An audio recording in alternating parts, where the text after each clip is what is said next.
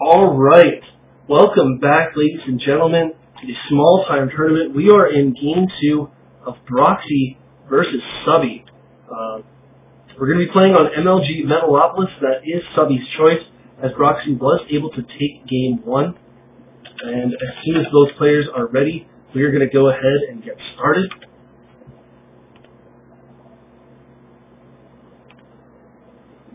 Broxy is ready. Suby is ready. We're going to get started here. Good luck to both players. For everyone watching, thank you very much for watching. I am Nacho Cheese. This is my first time casting any games, much less a tournament. I'm having a lot of fun. I hope you guys are too. Need some water. Water is so good. So we will be playing on Metalopolis. Suby, the yellow Zerg, going to be starting here in the left position, and Broxy going to be starting here in the right position as the teal Terran. Now, one thing about MLG maps, they put these little supply depots at the bottom of your ramp. Now, the reason they did that is to stop Terrans from doing bunker wallings at the bottom of this ramp. Terrans were able to just bring an SCV over to this ramp, build a bunker here, build a bunker here. The Zerg would be completely walled in. You could fill that with maybe even as little as 3 or 4 Marines, and just do untold amounts of damage to the Zerg while keeping it contained in one base. So by throwing down this supply depot at the bottom of the ramp, MLG has prevented people from doing that. So we do have a guarantee of a little bit longer, more interesting game. The other thing they've done is disabled close spawning positions. Now what that means is because Suby has spawned here in the left, he knows that his opponent cannot spawn here in the top position. So you see he's sending his Overlord out here to make sure his opponent is not at this bottom position, and because he does not see a command center, he now knows Broxy is over here in the right position. So that is going to help tremendously with the scouting. Now, Broxy knows the same thing.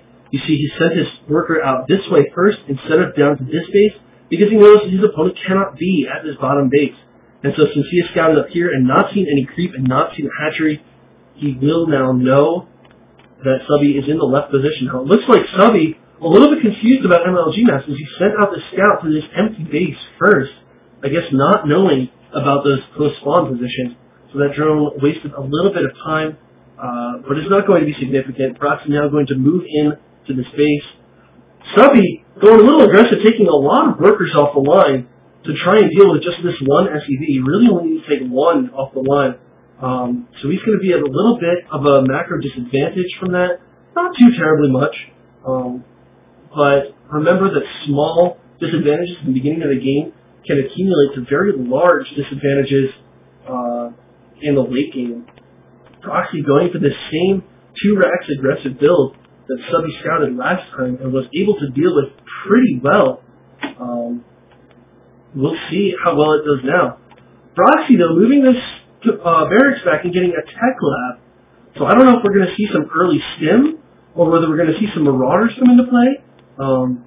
Not exactly sure what's going to go on there. That tech lab is a little bit unexpected, as if you're going for a regular 2-rack pressure, you really just want to pump out some Marines very quickly. Suby's spawning pool going down, so he will be able to bring out any Zerglings to take care of this aggression.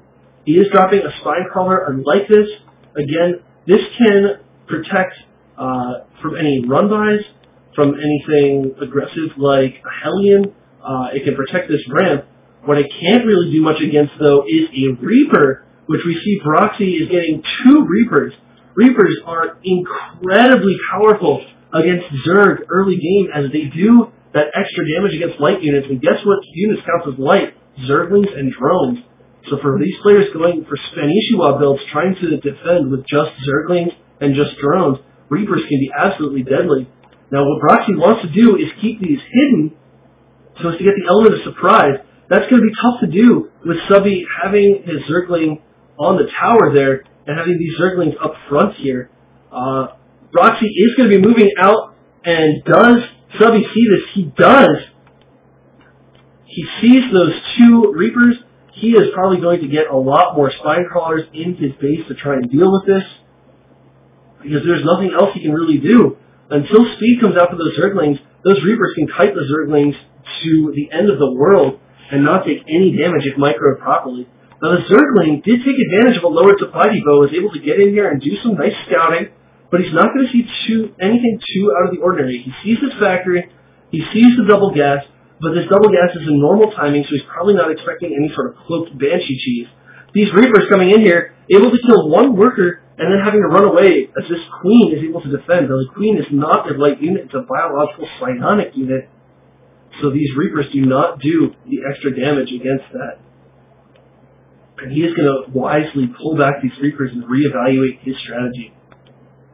Suby keeping the Zergling out here at the natural. He's just going to get a feel for when Broxy is expanding. And he's not going to be able to see this command center being thrown down.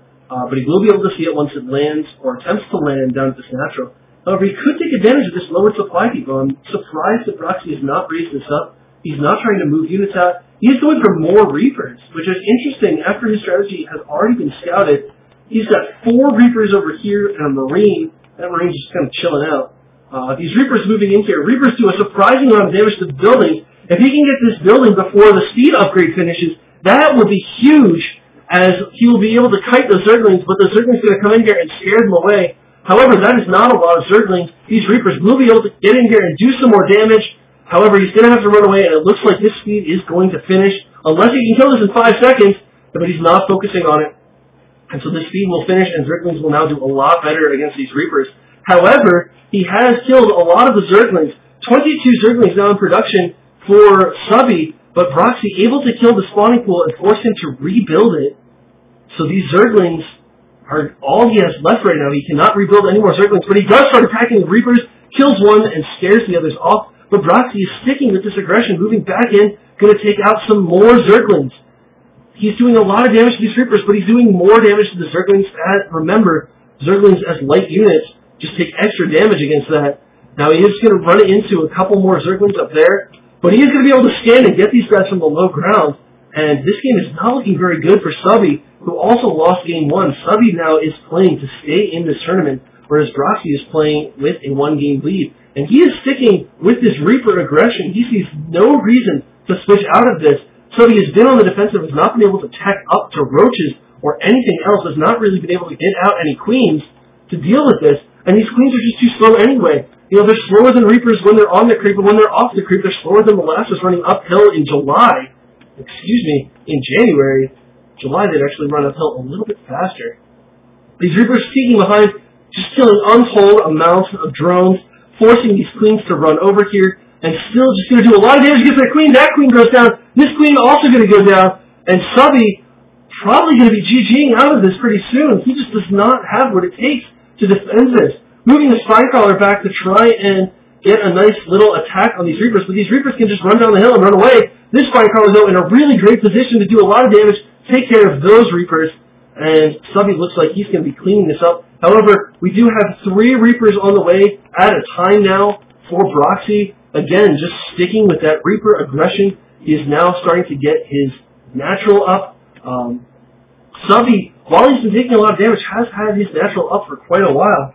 However, you look at the units tab, 34 SCVs for Broxy, as he has been able to keep on top of his macro during this whole time to only 27 drones. And we can see that's because Broxy has killed 19 drones with this attack. 62 total units.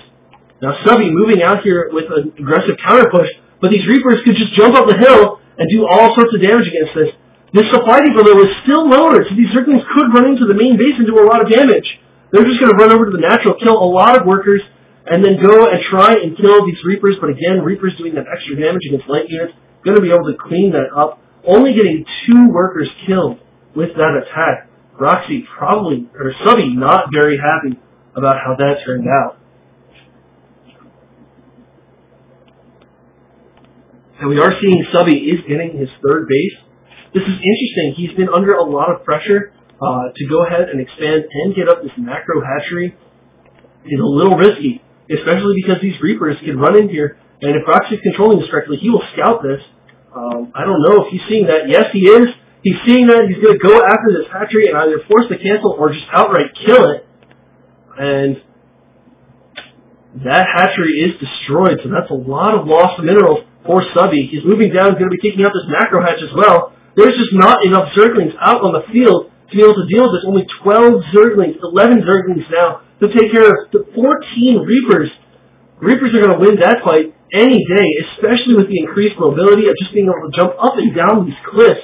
These Zerglings are just getting so frustrated as they cannot attack the Reapers. And the Reapers just going to be able to move in here and take out this other hatchery. And there's nothing that Suby can do.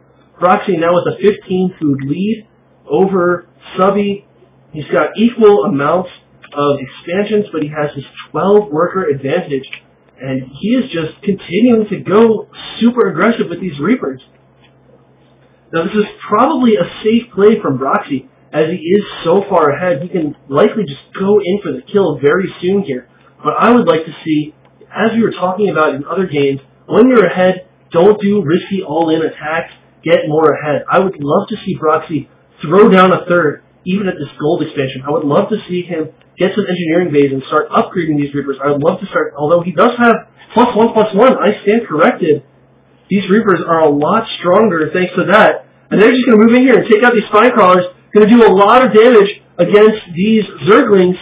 Now they do have the movement speed upgrade, so they are faster even than Speedlings, I believe, unless the Speedlings are on the creep. And they're just moving in here, taking out this Spire. I do not see how Suby can come out from this. We need to see a GG from Suby, as this is just game over, doing untold amounts of damage to the main now. Going to be taking out the Slayer, going to be taking out all these workers. Suby is just impossibly far behind. Look at this. He only has 6 Mulists to take care of this. Now, Reapers cannot shoot up, so the Mulists would be able to take out these Reapers without any risk of counter-aggression. However, Suby is just so far behind. He's lost his lair. He's lost all the workers at his main. He's now on only 1 mining base, and he only has 22 drones to Broxy's 45. He is going to send these Mulists in here, and they're able to do a lot of damage, as Broxy's been focusing on Reapers and not getting any Marines. So only now is he getting all these Marines. That's only about 14 Marines, which will be enough to scare away this small amount of Mulists, at least for the natural to do some more damage. And Broxy is now scrambling to take care of this. However, again, I just don't really see how Suby can turn it to his advantage to win the game, as really, Broxy could just completely ignore him, take all of these Marines out to his base, and kill him. We can see he's countering already with these Reapers, just taking out every tech structure. The only tech structure remaining here now is the Baling Nest, just now throwing down another spawning pool, and he has to pull these Mulists back. Broxy, don't be that guy. I don't exactly know what's going on here. Now Suby has no bases left, and GG from Suby. Broxy sweeps that series 2-0, so he'll be advancing to round 3. Congratulations to Broxy. Thanks so much to Suby for playing. I hope you guys had a great time playing. I hope you guys watching had a good time watching. Again, please leave comments in the Justin TV chat. If you're watching this on YouTube, please leave comments on YouTube. Let me know how I'm doing, how I can improve. I will see you guys for round 3.